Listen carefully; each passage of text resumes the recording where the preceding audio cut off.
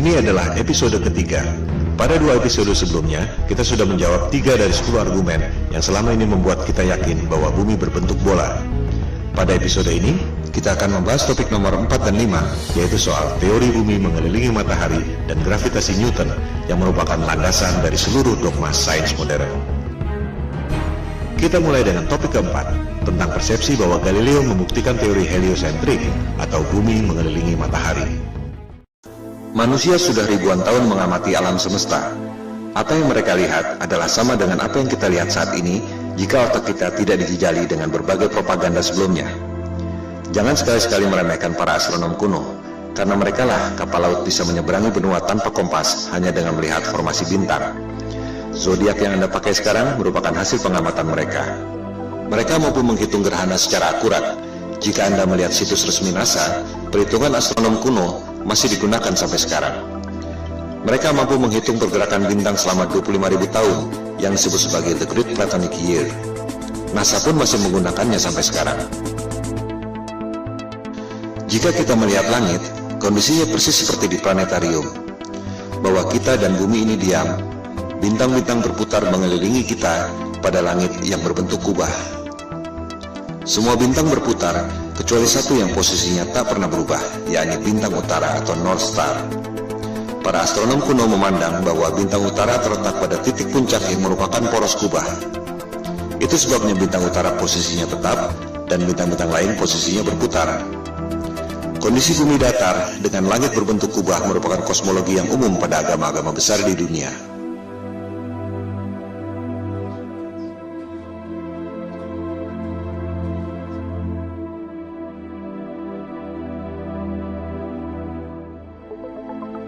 Yang tak banyak diketahui orang adalah peta standar dunia sebelum berdirinya NASA tahun 1958 adalah peta bumi datar. Silakan Anda buka situs Boston Public Library. Anda akan menemukan peta seperti ini. Judulnya, Peta Standar Dunia yang Baru. Ciri-ciri peta bumi datar ialah pusat lingkaran adalah kutub utara. Oleh sebab itulah jarum kompas selalu menunjuk arah utara, yaitu ke pusat lingkaran bumi. Posisinya persis di bawah bintang utara tempat semua bintang berputar, seperti yang telah dijelaskan tadi. Pulau-pulau dan benua-benua tersebar mengelilingi pusat lingkaran, yakni kutub utara. Sehingga, jika kita terbang dari barat ke timur, akan kembali ke tempat semula di barat, sesuai arah jarum kompas yang selalu menunjuk arah utara, yakni pusat lingkaran bumi. Bagian terluar adalah Antartika, tembok es yang mengelilingi bumi. Jika peta itu di zoom, tulisannya adalah lingkaran Antartika.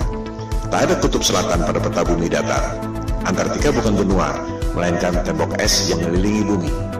Boston Public Library itu masih menyimpan arsip peta-peta bumi datar yang merupakan peta standar dunia sebelum NASA didirikan tahun 1958. Antartika bukan benua. Jika di zoom, tulisannya Impassable Ice atau tembok es yang tak dapat dilewati. Kita akan membahas soal tembok es Antartika ini pada episode berikutnya. Juga akan dibahas bagaimana USGS, United States of Geological Survey, lembaga paling kredibel di bidang geologi dan ilmu bumi, membuat peta bumi bola berdasarkan peta bumi datar. Anda bisa cek sendiri di situs USGS. Pembuatan peta bumi datar menjadi bumi bola disebut azimuthal equidistant dengan menggunakan rumus matematika yang dibuat oleh Al-Biruni, cendekiawan Muslim 1000 tahun lalu. USGS menerangkan bahwa peta bumi datar merupakan dasar yang akurat untuk membuat peta atlas nasional Amerika Serikat untuk mengukur jarak penerbangan dan menentukan arah antena.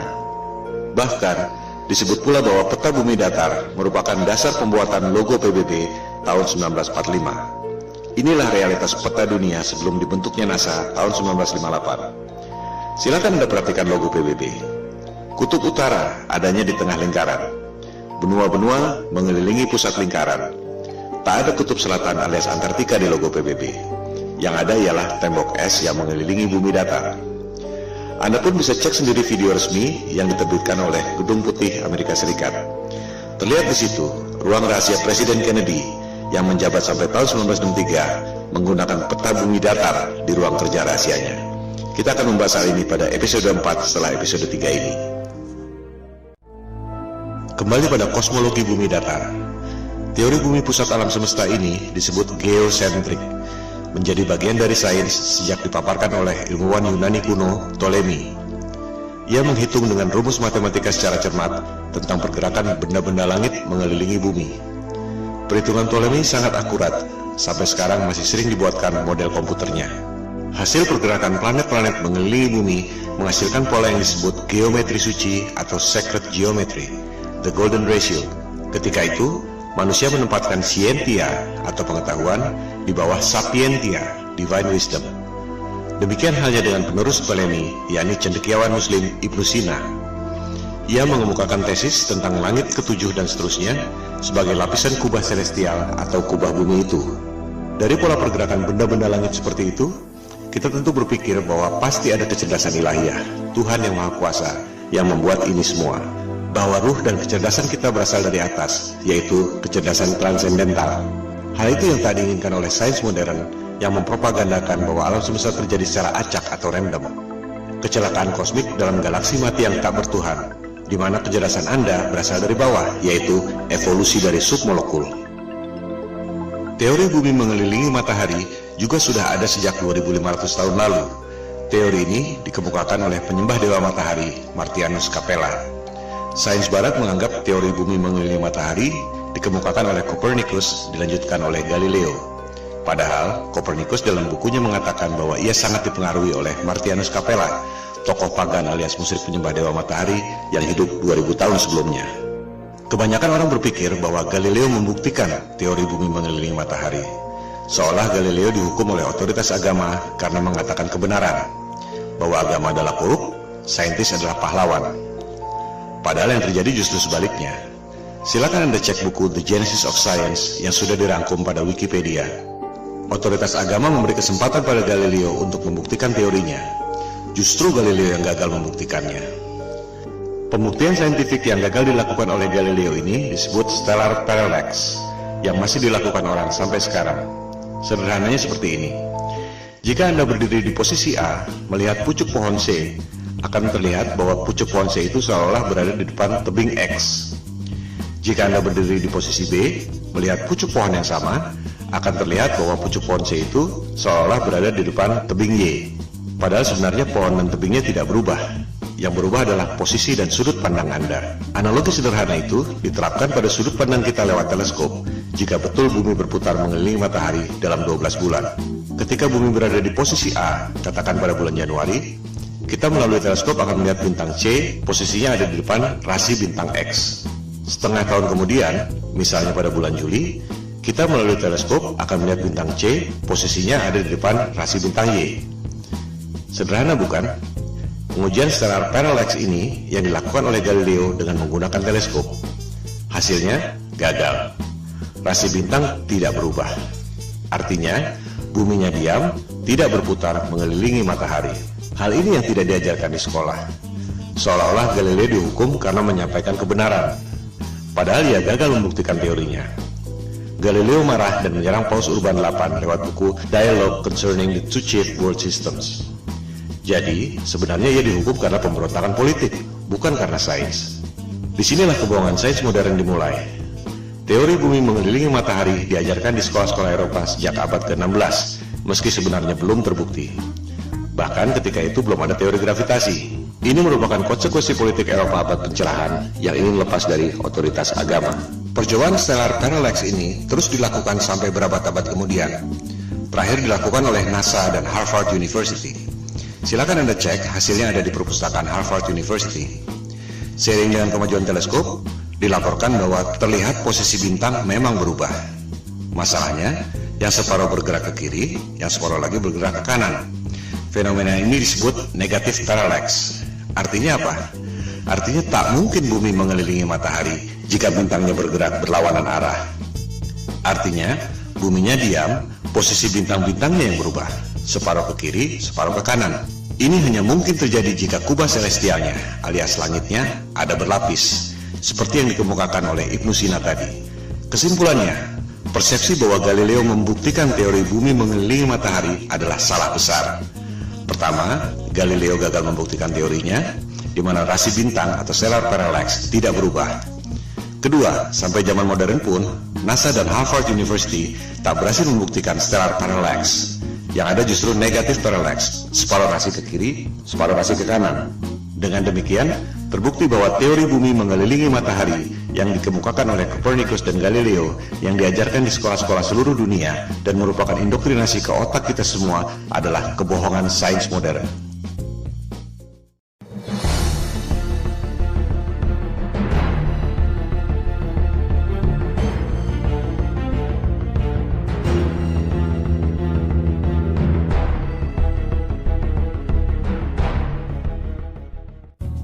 Teori gravitasi adalah fondasi utama yang merasionalkan teori bumi bola mengelilingi matahari. Kita tidak jatuh meski posisi kepala kita di bawah dan kaki kita di atas karena gravitasi. Kita tidak terlempar meski bumi berputar mengelilingi matahari karena ada gravitasi. Tapi, bisakah Anda menjawab mengapa air laut bisa nempel seperti kena power glue sementara balon gas bisa terbang? Bisakah Anda menjawab apa yang membuat matahari punya gravitasi sehingga mampu menarik planet-planet mengelilinginya? Kalau Anda bisa menjawab, silakan ajukan ke Komite Nobel. Sebab Einstein pun sudah berusaha menjawabnya dengan teori relativitas dan ia tak dapat hadiah Nobel untuk itu. Kebanyakan orang tak menyadari bahwa gravitasi Newton dan juga relativitas Einstein adalah teori, bukan fakta. Mari kita buktikan. Newton mengemukakan teori gravitasi tahun 1678 untuk merasionalkan teori bumi mengelilingi matahari yang terakhir dikemukakan oleh Galileo tahun 1615. Ketika itu, orang baru tahu ada medan magnet bumi lewat buku yang ditulis oleh William Gilbert berjudul The Magnet. Yang dimaksud The Magnet di sini adalah medan magnet bumi yang membuat jarum kompas selalu menunjuk arah utara. Gilbert mengatakan bahwa bumi ini seperti medan magnet raksasa. Lewat legenda apel jatuh ke kepala Newton, ia berasumsi dan berteori bahwa benda jatuh karena gaya tarik bumi. Persis seperti medan magnet membuat jarum kompas menunjuk arah utara. Padahal, jika kita ganti jarum kompas dengan kayu, maka medan magnet bumi tak dapat menariknya. Dari situ, untuk mendukung teori bumi mengelilingi matahari, Newton berasumsi dan berteori bahwa planet-planet mengelilingi matahari karena gravitasi. Ia pun membuat rumus gravitasi yang terkenal itu. Rumusnya memang benar, menghitung massa dua buah benda, jarak, dan gayanya. Tapi itu tidak membuktikan bahwa bumi punya gaya tarik. Silakan Anda cek, Newton tak dapat membuktikan mengapa apel jatuh ke kepalanya secara vertikal, tapi bumi terkena gravitasi matahari, berputar keliling-keliling, tak ada habisnya. Sebuah fenomena bisa dijelaskan lewat penjelasan saintifik yang berbeda. Mari kita ambil beberapa contoh. 1. Fenomena elektron berputar mengelilingi inti atom. Apa penyebabnya? Newton akan menjawab gravitasi, persis seperti bumi mengelilingi matahari. Betul? Jelas salah. Niels Bohr, ilmuwan penemu kuantum leap dalam atom, mengatakan bahwa itu disebabkan oleh elektromagnetik, bukan gravitasi. Tak ada gravitasi pada atom. Rumus gravitasi Newton sama sekali tak bisa diterapkan untuk menghitung pergerakan atom. Di sini letak inti masalahnya. Ketika Newton hidup, ia tak tahu ada elektromagnetik. Oleh sebab itu ia berasumsi bahwa planet mengelilingi matahari karena gravitasi. Contoh kedua, fenomena matahari dan bulan berjalan pada porosnya. Apa penyebabnya? Newton akan menjawab gravitasi. Memang itu tujuan ia mengemukakan teori gravitasi. Nikola Tesla akan menjawab elektromagnetik.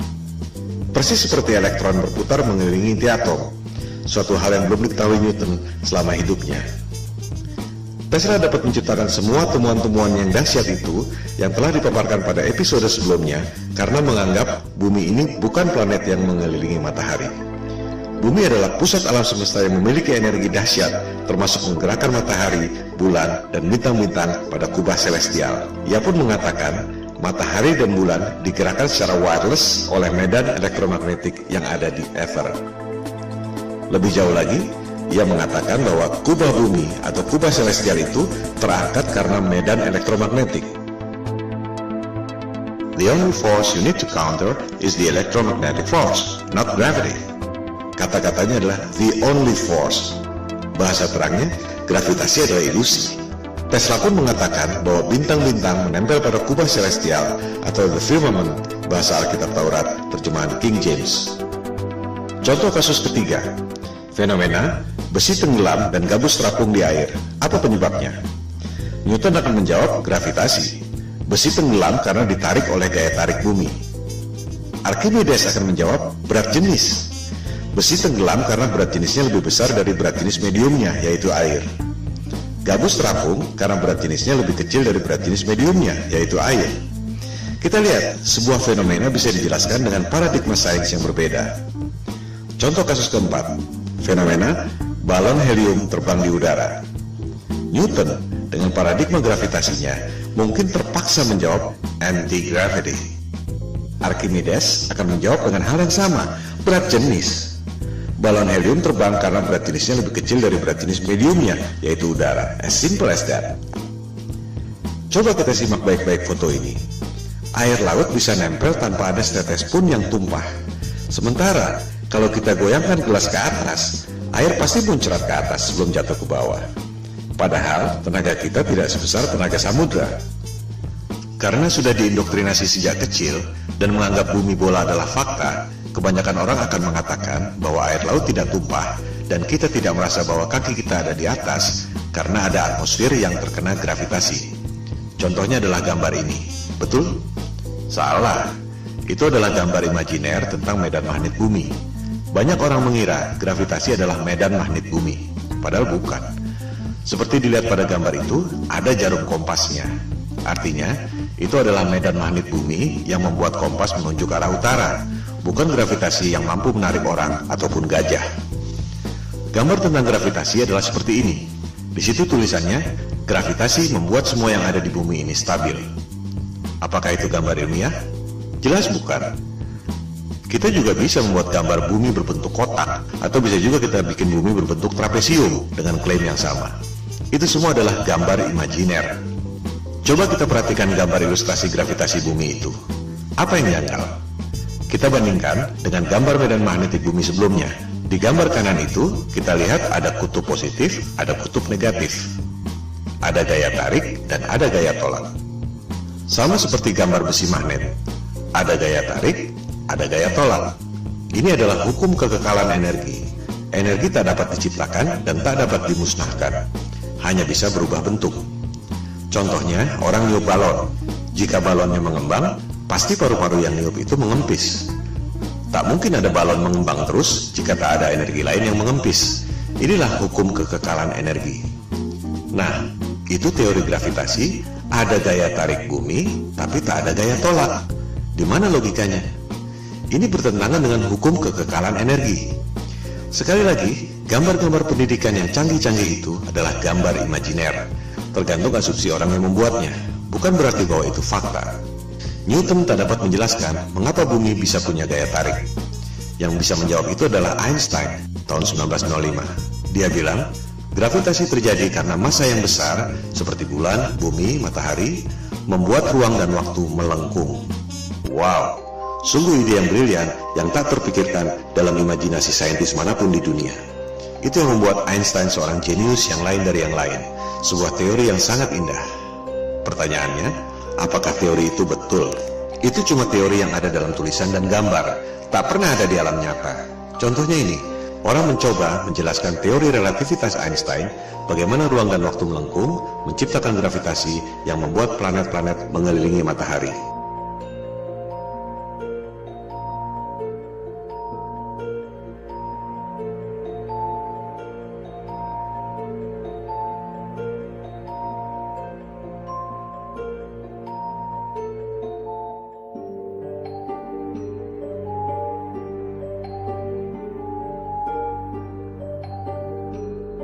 Kita lihat, tetap saja bola-bola yang kecil itu jatuh kan? Tak mungkin ada benda berputar-putar terus selama ribuan tahun. Ini semua adalah teori ilusi, dan orang sedunia terpesona dengan pertunjukan sulap itu. I hate to say this, but there's no such thing as the force of gravity. What? I wish I didn't know that. Sorry, say that again, Marcus. There's no such thing as the force of gravity. Well, explain that. I can explain it with some maggots. That's why it took Einstein to realise, it took a genius to realise that there is no force, but all that's happening is the Earth is moving in a straight line, but of course a straight line, or the shortest distance between 2 points, in a kind of curved thing like this, is a circle. It's a circle. Sort of like using psychedelic drugs, say. Gravitasi adalah ilusi, yang nyata adalah elektromagnetik dan berat jenis. Mari kita buktikan.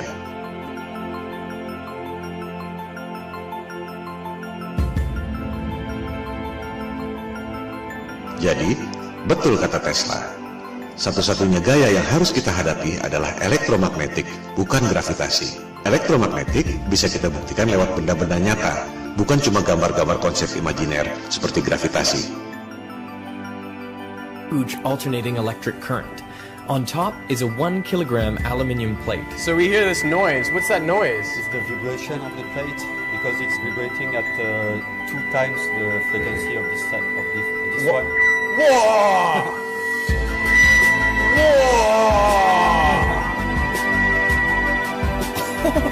How does it do that? To find out, I've come to the place where it all started, the Royal Institution in London. Ini semua bermula dari abad pencerahan Eropa, di mana kelompok Freemason atau penyembah iblis yang kebanyakan adalah para intelektual, raja-raja, bangsawan, dan aristokrat ingin menggantikan peran agama dan ketuhanan untuk menguasai umat manusia di dunia. Mereka tidak melakukannya dengan tentara seperti Genghis Khan atau Alexander yang Agung. Kaum Freemason melakukannya lewat intelektual, propaganda, dan mind control. Bermula dari teori bumi mengelilingi matahari.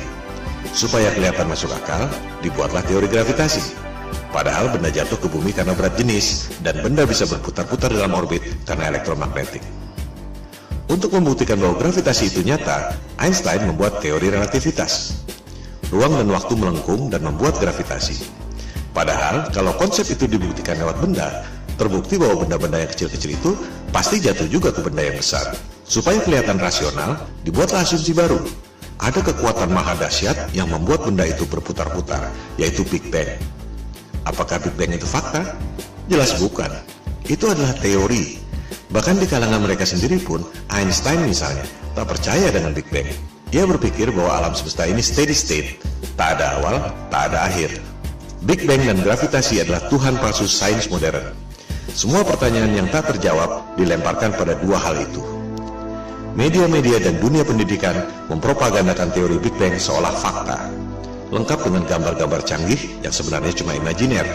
Berikut usia alam semesta 14 miliar tahun yang sebenarnya cuma perhitungan matematika berdasarkan asumsi.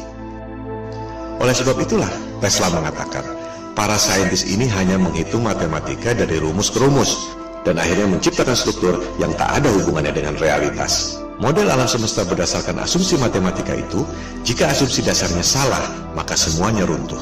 Gravitasi adalah ilusi, yang nyata ialah elektromagnetik dan berat jenis.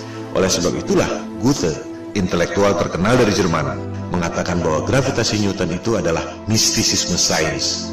Newton menipu diri sendiri. Saya mengutuknya. Itu adalah kosmologi orang gila, kata Goethe. Dengan demikian, kita tutup argumen kelima yang membuat kita sebelumnya yakin bahwa bumi ini berbentuk bola. Gravitasi Newton adalah teori, ilusi, konsep imajiner berupa gambar-gambar yang tak pernah bisa dibuktikan lewat benda. Gravitasi dan juga Big Bang adalah Tuhan palsu yang merupakan fondasi utama kebohongan sains modern.